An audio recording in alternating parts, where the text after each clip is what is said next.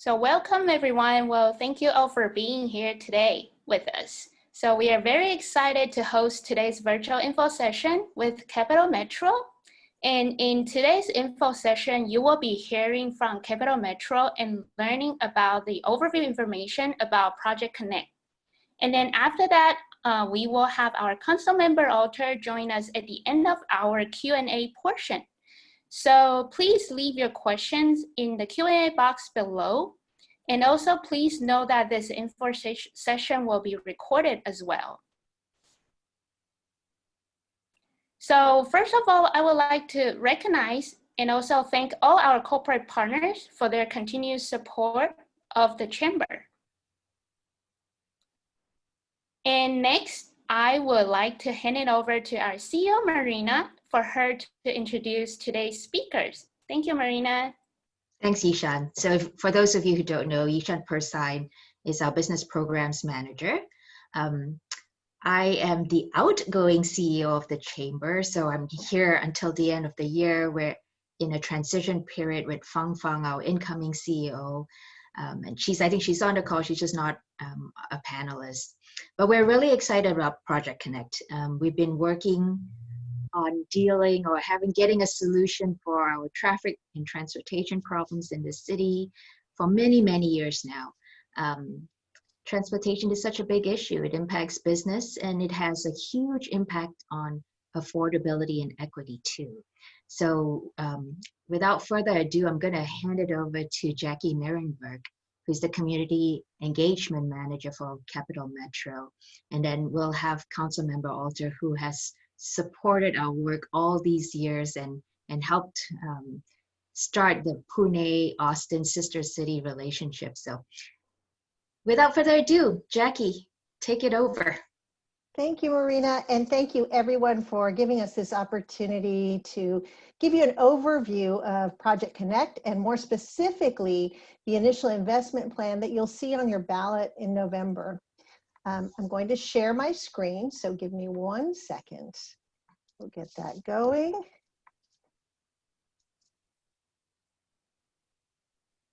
All right, we are ready.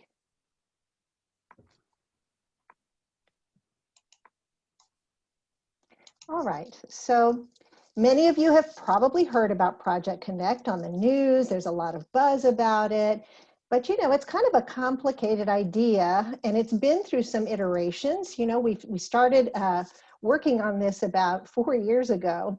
And you know, since then we've been working with our community. We've engaged over 60,000 people in conversations about Project Connect. It started with the identification of the corridors where these projects could go. We've developed partnerships with most importantly, the city of Austin, who has worked in lockstep with us, not just at the leadership level, the council level, but also at the staff level. We could not be doing this without working so closely with our partners at the city. And we've had a technical advisory committee for 4 years now that includes not only the city of Austin, but other local cities and counties and government agencies. We've also worked with community leaders and interest groups all over, not just Austin, but the Central Texas region through an advisory committee. It began as an advisory committee we actually shared with the Austin Strategic Mobility Plan. It was called the MCAC, or the Multimodal Community Advisory Committee. And then once the ASMP was approved, the Strategic Mobility Plan was approved by council, then we morphed it into a Project Connect, solely a Project Connect advisory committee called the Project Connect Ambassador Network. And we've engaged with many other stakeholders to get to this point. Oops. So we went through the process of coming up with the best alternatives for a system plan that the staff felt should move forward to our community.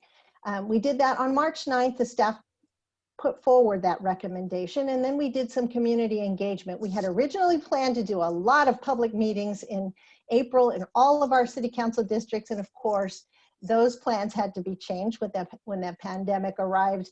And we did instead a series of virtual community meetings in May and got input from our community members. And then on June 10th, we put the recommendation forward to our city council and to our board, and the council adopted the recommended system plan. And then we had another joint session in July, at which it was discussed that perhaps we would move forward with an initial investment on this huge project that would go forward to the community for a vote in November. And that was codified in August by the city council and approved by our board. And so what I'd like to do is walk through what that initial investment plan is going to be, because our objective is to make sure people understand what it is they're making a decision about. We want our community to be educated about Project Connect before they make that very important decision. So here's what's in it. This is a lot of stuff, but I'll walk through it to give you the highlights. So the centerpiece of the plan is something that a lot of people get excited about, and that is rail. We have two types of rail that are included in the initial investment. One is light rail, and that includes two lines. One is the orange line, which would run north-south, and the other is the blue line, which would run from the airport into downtown and north to ACC Highland. The other part of our rail plan includes commuter rail. We already have one commuter rail line called the Red Line. It's the Metro Rail. I'm sure you all are familiar with it. Many of you probably use it. And the plan calls for enhancements to the Red Line, including a couple of new stations and added frequency and train cars. The other commuter line would be a brand new one we're proposing called the Green Line. And the Green Line would serve the Eastern Crescent. It would operate from downtown and travel in the initial investment, to Colony Park. For future investment, we're looking at possibly taking it even further to Manor and even to Elgin, recognizing that we have a lot of folks that are having to move further and further outside of Austin, but still have to come to work here every day. The Green Line is actually on a facility that Capital Metro already owns. It's a rail line that currently runs freight, and it would be refurbished, reconstructed to be able to run this new commuter service. Additionally, we have something very exciting in the plan, a downtown transit tunnel. That would be part of the Blue Line as it enters the downtown area. So that would include 3 underground stations, including probably the flagship of the system would be the Republic Square station. And there were a lot of reasons why the technical team recommended the downtown tunnel. For one thing, the construction would circumvent some of the conflicts both on the street and under the street. Lots of utilities down there. Also, it facilitates a more reliable service, not just with the rail service, but the entire interconnected service that we're proposing. Another item we would be adding would be more Metro Rapid service. You may be familiar with our Metro Rapid buses. They are the larger red, some of them are articulated. They have like an accordion in the center and are a double bus. And they operate downtown on dedicated lanes, which really makes a huge difference in providing a reliable service that doesn't have to keep stopping for traffic. So what we'd like to do is add 4 more new Metro Rapid services that would serve different parts of the city and allow those services to connect into the main lines of the light rail and the commuter rail. These would also add new stations, 10 new Metro Rapid stations. One of those Metro Rapid lines, and I'll get to it in a minute, would actually be looked at for future investment as another light rail line. That would be the Gold Line. We would also be adding new Metro Express commuter routes. Some of you may use this service. These are commuter bus services. They're very luxurious. They have Wi-Fi. People love them because you can sit and do your work. You could start your day on the bus and be ready when you get to the office. You're already partway through your morning agenda. So it's been a really popular service. And in fact, when we made an agreement with the Central Texas Regional Mobility Authority a couple of years ago to use the managed lane, the toll lane on MoPac for free for our customers, that has really improved the commute from the north into the center of the city. We propose adding 3 new Metro Express commuter routes to add to those services. Also, to service those Metro Express routes, 9 new park and ride facilities and 1 new transit center. Another thing that we want to mention is that our entire fleet would be electric. This would be a huge benefit to the local environment. And we're already beginning that transition to an electric bus fleet. We have 2 local bus services, 2 Metro bus routes that are, rather vehicles that are already electric. We just received another 10, and those should be online early next year. And the nice thing about the electric bus fleet as well is that it's really quiet. And if you're standing and waiting for the bus, when the bus arrives, or if it's idling, you don't feel that exhaust. Both the heat and the smell of the exhaust is not an issue anymore. Additionally, some of you may be familiar with a service that we've been offering called the Pickup Service. It operates currently in 6 neighborhoods in Austin. It also services, we have 1 in Leander, 1 in Lago Vista, and 1 in Manor. And these circulator services are developed so that people who may feel like it's a bit too far to walk to the nearest bus stop or train station, it's too hot. We live in Austin after all, nobody wants to walk 1.5 miles to a bus stop in 105-degree weather. So this service is actually an on-demand service. It operates very much like an Uber or a Lyft. And it'll pick you up at your door and take you anywhere you want to go within your neighborhood zone. And that's usually about a 3 square mile zone, 3 to 4 square miles. And it's $1.25, which, compares very well to the prices you would have to pay on Uber and Lyft. And that's sort of the micro piece of transit that would connect into the other larger pieces of this system. So the idea is that we're creating a large system that has a lot of interconnected parts so that you can switch from one service to another much more seamlessly. Another addition to the system would be the Metro Bike program. We've acquired the B-Cycle program at Capital Metro, and these would be all electric bikes available for rent at all of the transit hubs. We would also have enhanced Metro Access service and enhanced customer technologies, making it much easier to pay for a variety of services using one app or even a tap card in the future. To give you an idea of what this is going to look like on the ground, this is an example of what light rail would look like on the street. And the preference is for this to run center. That makes for the most reliable service. Easy boarding, less conflicts, it's safer. And so if you want to imagine, say this is North Lamar Boulevard, or you can imagine Riverside Boulevard, it'll give you an idea of what you can expect this to look like when it's finished. Oops, sorry. So this is the orange line. I mentioned the orange line is our north-south line, and it would operate from North Lamar at US 183 and extend down to south to Sasney Lane. You'll notice that at the north part and at the south part, you see some dotted lines. Those sections are for future development. The initial investment will be the solid line.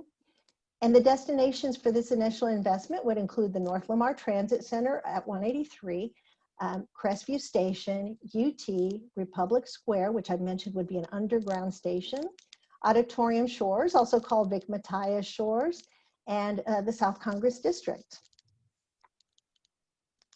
Our blue line, a lot of folks are excited about the blue line because it's a way to get to the airport very easily.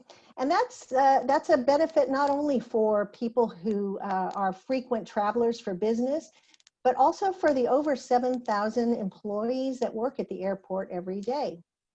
So the initial investment on the blue line would operate from North Lamar at US 183 to downtown and directly to the airport. And it would include, of course, the airport as a stop, Lakeshore Drive, the Convention Center, Rainey Street, UT, Crestview, and the North Lamar Transit Center.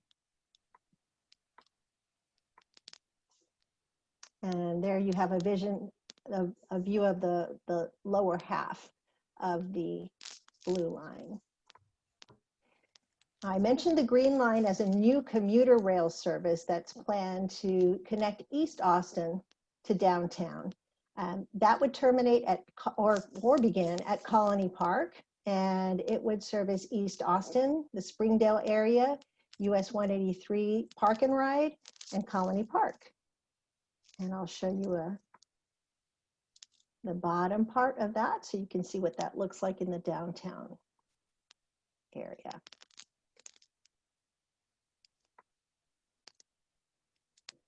Now, the red line is something that we've been running for quite some time, over 10 years now.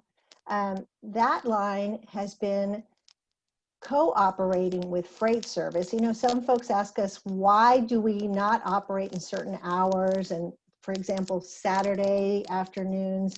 The reason is that it's just not safe for us to be on the rail at the same time as the freight service. So there are enhancements currently being made to help us circumvent the freight service and operate simultaneously. Some new sidings, for example, and in some areas, double tracking. And part of that enhancement for Project Connect would also be the addition of new stations, one at the Domain and another at McCalla Place, where Austin FC Stadium is currently being constructed. I don't know if you all have had a chance to drive by there recently. It is amazing how quickly that is coming up. The destinations on the red line would include Leander, the Domain, McCalla Place, where the FC Stadium is going to be, Crestview Station, ACC Highland, MLK, Saltillo, and downtown. And I'll scroll down so you can see the lower half of that.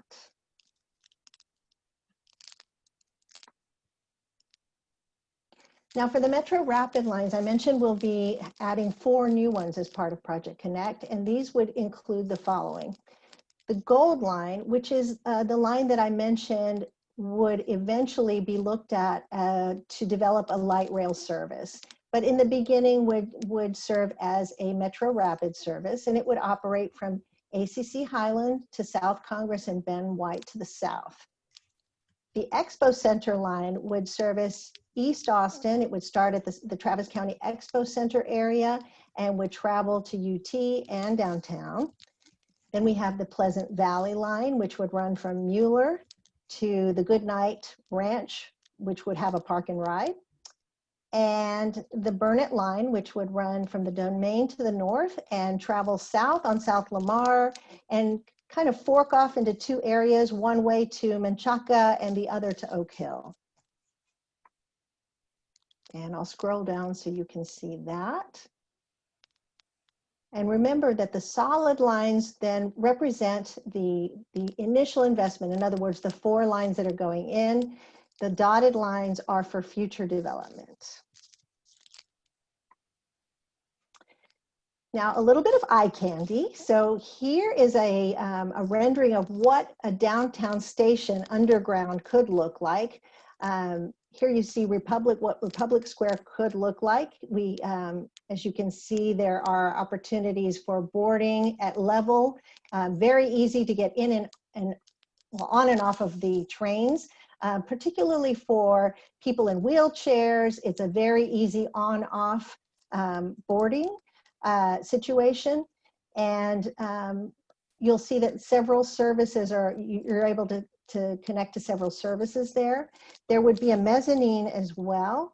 And on the mezzanine, you might see retailers and local food vendors, public restrooms, opportunities for public art and even public performance, and all air conditioned, which would be lovely, especially in the middle of the summer in Austin, Texas.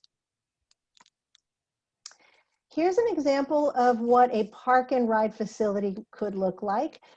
We have a number of park and ride facilities operating currently, but we envision Project Connect's park and ride facilities to be a little more developed with amenities. So you can see, for example, charging stations for electric vehicles. I mentioned the Metro Bike, electric bike service that you could rent a bike from, an area where taxis and maybe rideshare services can drop off. You would also have public restrooms, which is something we've been hearing a lot from our community. the need for public restrooms, and of course, lots and lots of shade. And this is an example of a park and ride facility that is a regional park and ride facility, meaning that regional bus services like Vaughn Lane or Megabus or Greyhound, for example, could have drop-off areas there where passengers could either take our service to get to one of those services and travel to Houston, Dallas, San Antonio, wherever they're headed, or arrive in Austin and be able to catch one of our services. So that would be very convenient for folks both from in town and out of town. There would be also opportunities for transit-oriented development, retail, residential, affordable housing, parking structures like you see there at the top of the screen. And again, shade structures to make it comfortable for people waiting for the service. And now I'll just scroll through the entire map, which is really difficult to see on one slide. So we'll just scroll through it and you can have a look at all the lines. And again, the dotted lines represent future investment. The solid lines are the projects that are going to be moving forward. Those are the ones you will be looking at for the election on November 3rd, the initial investment.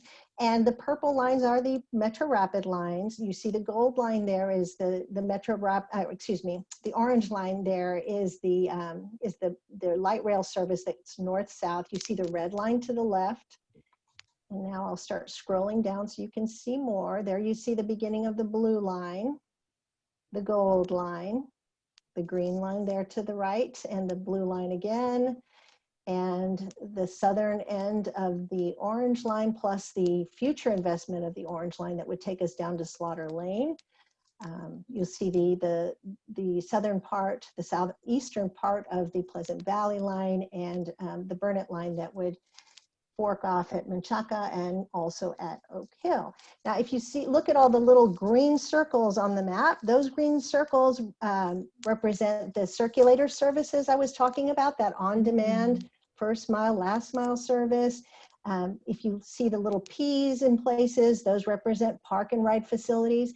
I will mention that a lot of this is still very conceptual because we really won't know the exact location of stations and facilities until we begin the preliminary engineering and design work and environmental impact work. All of that is going to be done in concert with our community. We'll be working with all of you, reaching out for your input, and hopefully co-creating some of these spaces that will make for new places where people gather. Oops. Okay, and now I'm going to show you all a video, and I just want to make sure that I can share the audio before I try to do this. If you'll just give me 1 second, I'll see if there's an easy way to do that.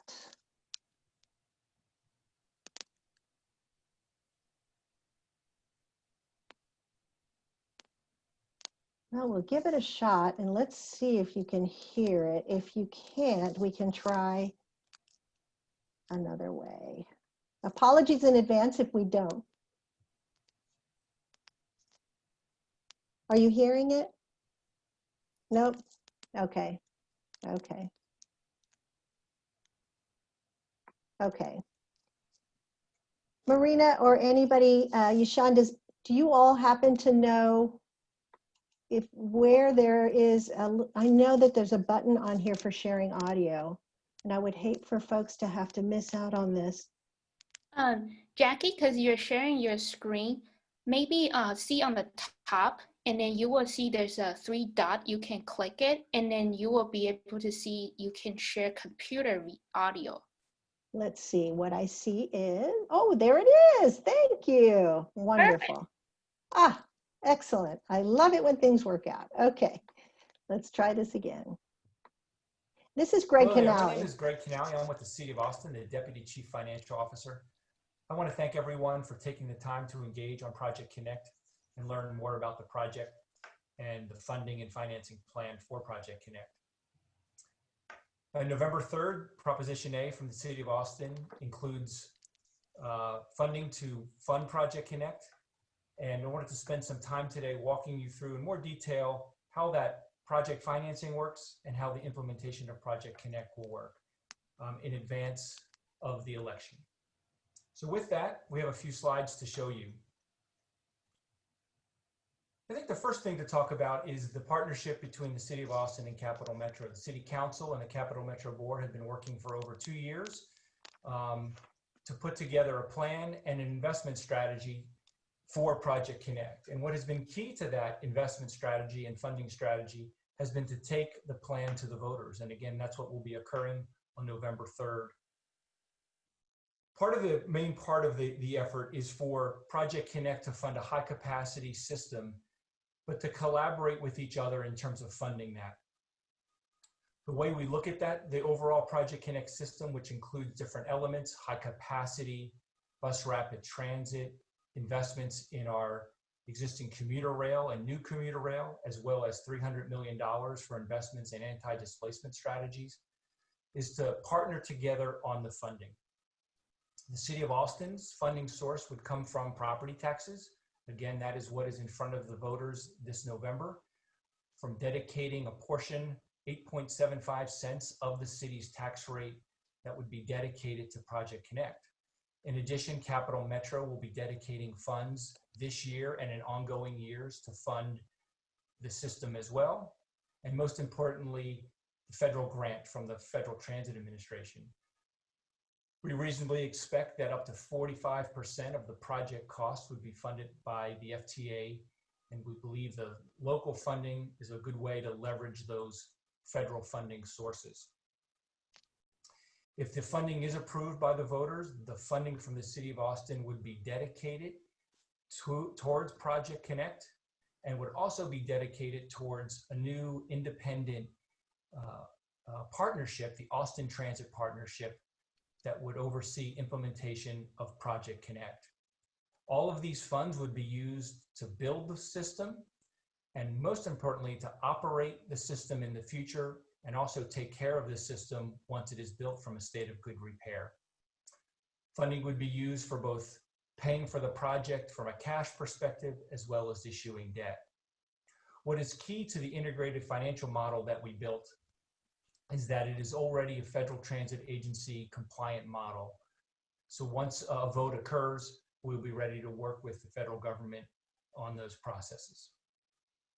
So next up, I wanted to talk about the investment and what it means for Austin's taxpayers. Again, the overall estimated capital cost of the project is $7.1 billion. Again, the financing would come from ongoing Capital Metro revenue, federal grants, and then the city tax. Again, the Proposition A in front of the voters on November 3rd is to dedicate 8.75 cents of the city's tax rate towards this Project Connect, including the capital cost and the O&M. So what does that mean for the average homeowner? We certainly recognize that Austin homeowners have, in addition to the City of Austin, there's other taxing jurisdictions. And what we wanted to show you here was different home values from $250,000 to $750,000, and what this 8.75 cents would mean to each of those home values, both on an annual perspective and a monthly perspective. Overall, from an overall tax bill that a typical homeowner pays to all taxing jurisdictions, this additional 8.75 cents represents about slightly above 4% increase in the tax bill. As was mentioned, the City of Austin has created a website for Proposition A, Project Connect, and on that website, we have a calculator so that each homeowner can go look up the value of their taxable home and see what the impact would be for themselves. We think that's a key part of the transparency to make sure that the voters have the information in front of them as they approach the election. On the next slide, I want to come back to the partnership between the City of Austin and Capital Metro. As I've mentioned, that has been a partnership that has been working in the last 2 years to develop the Project Connect plan with the community and to put this plan in front of the voters this November. If approved, This partnership would be formalized through the creation of the Austin Transit Partnership. Let me walk you through in more detail what this Austin Transit Partnership would be responsible for in terms of Project Connect. First and foremost, Austin Transit Partnership will be a new independent entity that will be responsible for managing the day-to-day Project Connect implementation and overseeing the design, construction, and financing of Project Connect. As I mentioned, the funding would be coming from the City of Austin via the tax rate, and also from Capital Metro ongoing funds and the federal funds that we estimate to be about 45% of the overall capital project cost. These funds would go to this newly created Austin Transit Partnership. Again, the focus would be on governance and planning and implementation of Project Connect and the financing of the entire system. Key responsibilities of the new independent Austin Transit Partnership would be providing quarterly reports to the public and then to Austin City Council and the Capital Metro Board. There will be the Capital Metro and Board and City Council would come together at least annually to make sure that the project is moving forward. There'll be an independent auditor that looks at what is occurring. And we also want to make sure that as the Project Connect elements are being built out, there would be close alignment with other Capital Metro operations. City of Austin and Capital Metro will also maintain responsibilities, making sure that the system plan and policy is being implemented by the ATP. They will also be officially forming the Austin Transit Partnership and selecting the initial board. And then each year they will be dedicating that funding if it was approved by the voters. And again, the independent nature of the Austin Transit Partnership is key to the funding partnership as well. So let me talk to you a little bit about how the allocation of the funding would work from a project perspective. And on the next slide, I can show you that. As you've heard throughout this presentation, there are many elements and components to Project Connect. It includes light rail, the orange line and the blue line, investments in our existing commuter rail line, the red line, as well as a new commuter rail line, the green line, additional Metro Rapid lines, investments in those, park and rides, as well as other Metro bus and Metro access improvements. And also key that I really want to highlight is a $300 million investment in transit supportive investments to help with anti-displacement measures throughout the corridors and areas where Project Connect will be investing. Over time, these funds, these dedicated funds that would be coming to the Austin Transit Partnership would be invested in each of these elements. And we expect that part of the federal programming process is once federal programming and dollars are approved, that we'd be looking at a 13-year implementation of all the elements, although some are earlier and some takes place over the time. So again, we think it's important to show you how those funds would be expended over time. So again, I want to thank everybody for taking time to look more at the project funding, the project financing, and the overall governance and implementation of Project Connect. And thank you for joining us to learn more about Project Connect. And that's the presentation for today.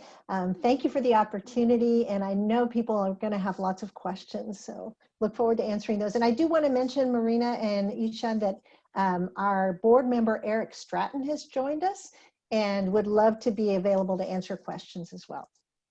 Yes, welcome. Welcome to Eric. We appreciate you spending some time here with us. And now we're going to hand it over to Councilmember Alter, and I think she can share the thought process from Council and why this project is so critical to our community right now. Councilmember Alter. Thank you, Marina. I'm really happy to be here. My name is Alison Alter, and I have the honor of representing District 10, Central Northwest Austin on the Austin City Council. 2 years ago this week, I had the honor of leading the delegation to Pune, India with the Greater Austin Asian Chamber.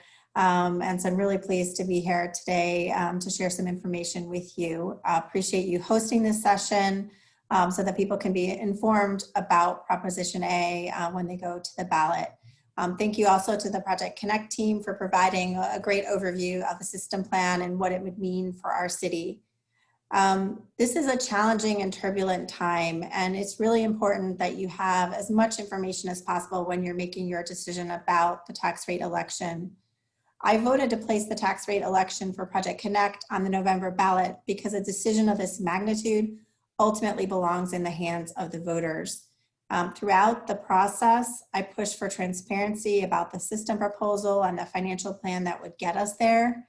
And my first goal was to put before you a comprehensive plan with a strong financial plan. And I'll be honest with you, 4 years ago when we started on this journey, I didn't know if we would get there. I'm really proud of all the work, all the engagement, and all the creativity that went into formulating this choice for the voters. My second goal has been to ensure that everyone has the information they need to make an informed choice. And I believe that the team did a really good job of providing that information. As I understand Project Connect, it puts forward to the voters an opportunity to put in place a comprehensive rail and metro rapid bus process with a whole lot of other elements that make the system function for the whole city.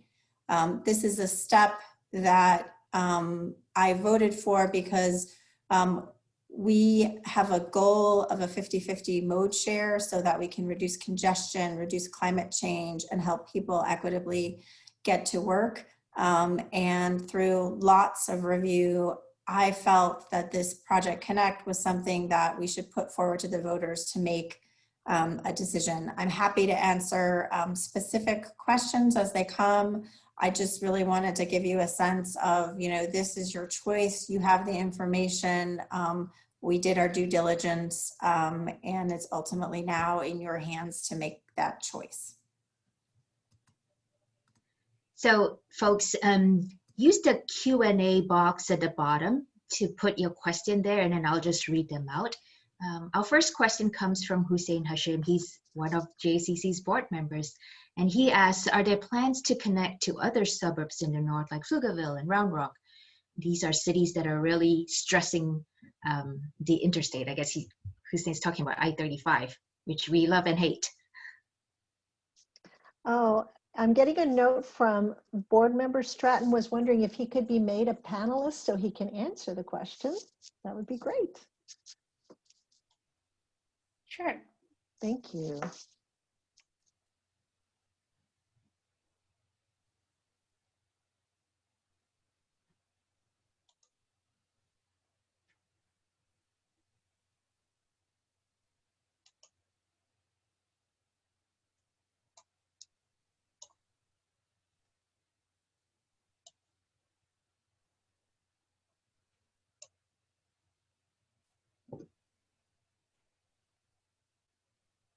Do you have to send a different link? Or can you make him a panelist, Yishan? Yes, I'm making him panelist. Perfect. Great. While we're waiting for Hi, him. Oh, good, he's on. There I am. Yay, Sorry, great. I also had to change my name because I'm using my my business and my wife's business's Zoom account, so you wouldn't have recognized me as Jen Stratton. Thank you. Thank you all so much for hosting this panel, and it's great to be here. So to address the question about the regional connections, the focus of this election, yes, Prop A very much, and the whole plan, very much the initial investment revolves around Austin itself. But when Cap Metro Board first approved the plan back in December 18, it literally was my first major vote on the board of directors when I first got there, when I was appointed as the Williamson County representative from the board. I live up in Avery Ranch in Austin. We were looking at this not just for what was good for Austin, but regionally for everybody that's a part of Cap Metro. And as you may know, Cap Metro has partners or has people that are cities that are part of our organization that go from Lago Vista to Leander on the Red Line and then out in Manor as well.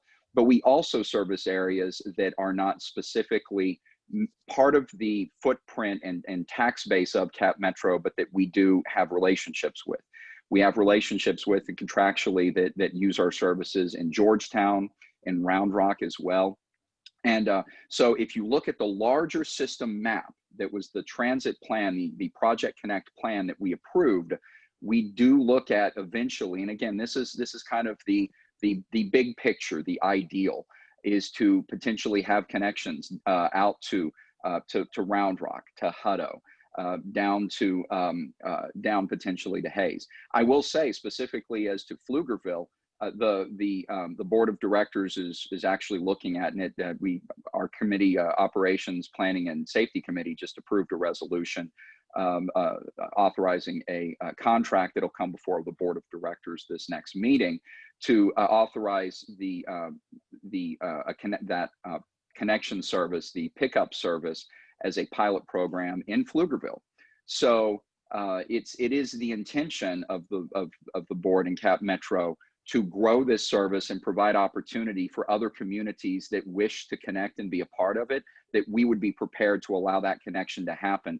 To yes, as the community and as the Central Texas area grows over the next 20, 30, 40 years, that we are building a system now that allows for that interconnectivity as we grow larger and as more places expand, so that there's an opportunity to connect into and then get into the core of the city and back out again as we go along.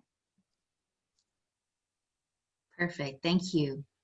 Ashwin Gatalia has a question about how Project Connect, this plan, coordinates with the Texas Department of Transportation. No, TOD, sorry, TOD.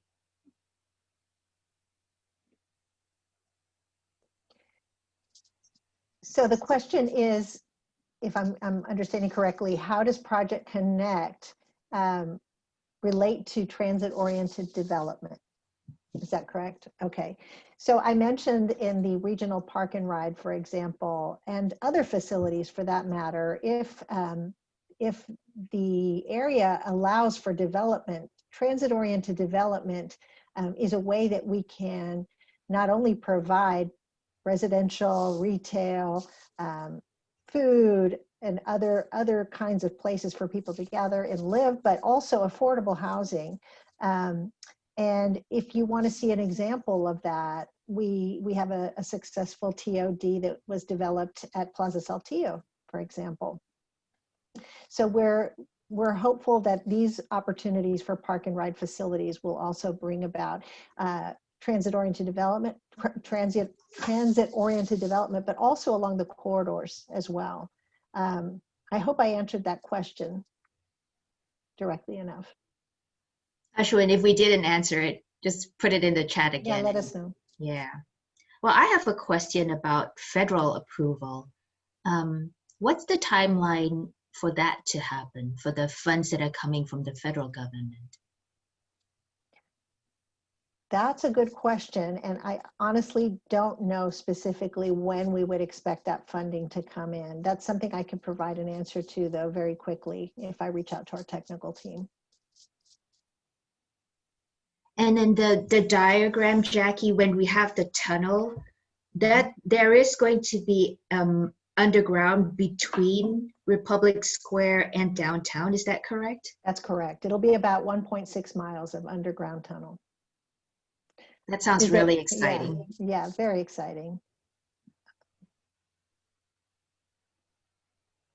Wow, I guess Jackie and Councilmember Alter and Eric, you all did such a great job. Like everyone's so clear.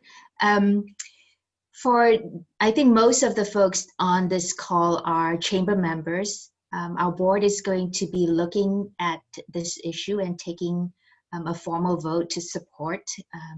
So please let us know what you think. Check your email, the junk mailbox. Okay, good. We have another question from Ashwin. Which agency is responsible, and are there periodic reports forthcoming? Ashwin, are you talking about responsible for the project once it gets going? I'm assuming that that's what Ashwin's question is. Let's answer that first.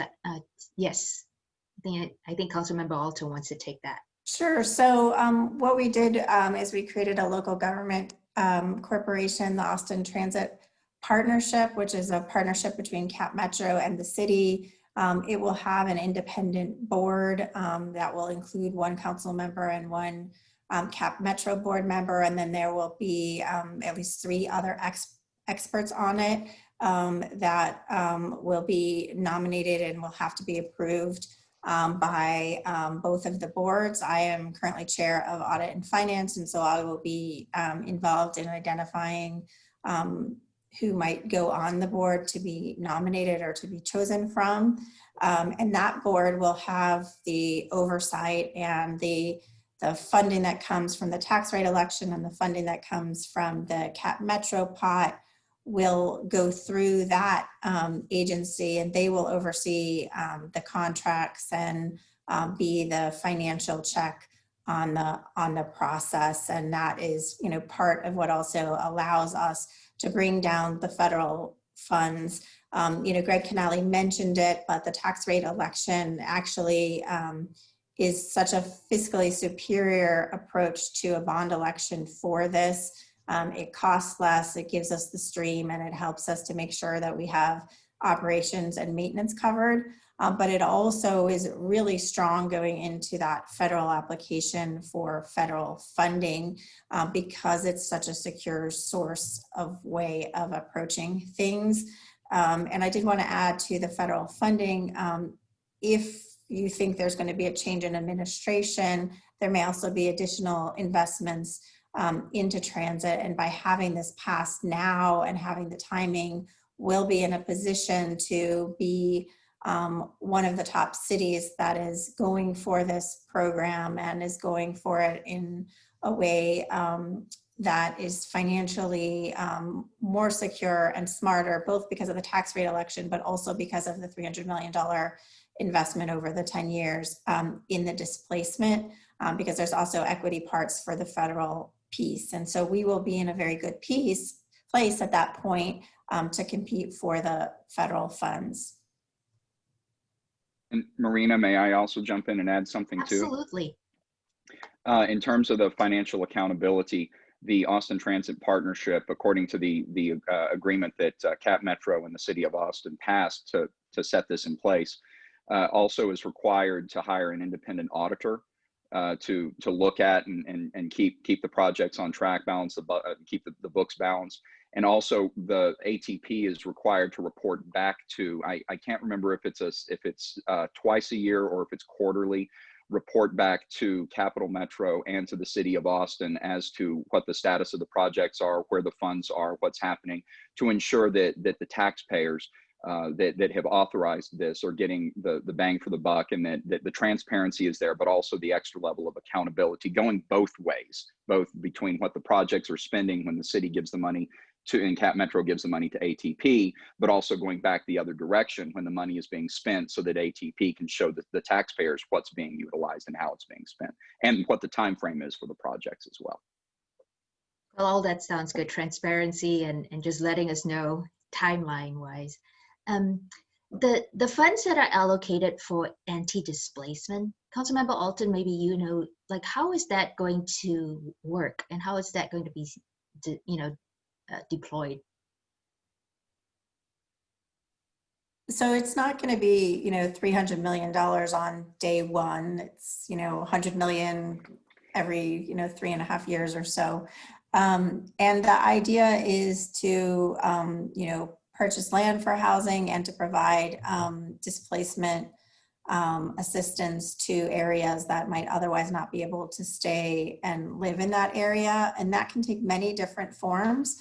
As part of the process, we have included in our contract with the voters that there will be extensive community engagement and mechanisms for a given community to raise alarms if they feel like we're not handling things appropriately, so that we can pay attention to any displacement issues that happen. This funding alone will not be all that we would like to invest. The voters graciously approved a $250 million bond for affordable housing in 2018. We will likely use some of that funding as well. And over time, this is an area where you want to make sure that there's affordable housing near transit. And so we have a keen eye on that. In putting this plan together, many of us visited other cities. And I know when I visited Minneapolis with the Greater Austin Chamber, one of the lessons that they really hit home is that they should have built in mechanisms like these millions of dollars into the plan so that they could do in advance the affordable housing rather than waiting till the transit was built. And that was much more expensive and harder to do. And so what we're managing to do with our 8.75 cents in that regard is above and beyond what other cities have done. So not only do we have the innovative financial mechanism with the tax rate election that really gets you the O&M and other things, we're also able to make those investments that are necessary to make this a success for everyone in our community. That's fantastic to hear. I mean, we're one of the cities that has a gap in our economic prosperity. So addressing that upfront, just smart. So thank you so much for your service. We're getting close to the end, and I'm out of my questions, and it looks like our participants are out too. But Jackie, maybe you can share if folks think of a question later. Absolutely. Yeah. You can email us at feedback@projectconnect.com, and I'll go ahead and put this in the chat. And you could also visit the Project Connect website at projectconnect.com. I can also provide you with my contact information if somebody wants to reach out to me personally. I'm happy to answer questions or find out the answer if the case may be something that is more technical. So yeah, we encourage people to reach out. We really want people to understand what's being offered here so that they can make a good decision. So happy to do that at any time, and happy to come back and talk to you all anytime as well. We might just take you up on that. So I'm done, and I'm gonna turn it over to you, Shan, to wrap us up. Yes, so thank you again to all our speakers. We would also like to thank all our participants who are participating, attending today's webinar. So after this session, I'm going to send out a follow-up email with Jackie's contact information and also a copy of today's presentation. So thank you, Jackie. We will also include a short survey, as Marina mentioned, our board member is going to take position on, and we will include a short survey so you can share your input with us. So last but not least, so we have our all final September event. So so come join us and meet our new CEO, Fang Fang, next Wednesday. It is going to be fun and casual. So that's it. So thank you, everyone. I hope you guys have the good rest of your day. Thank you so much. Thank you. Thanks, Eric. Thank you, Council Member.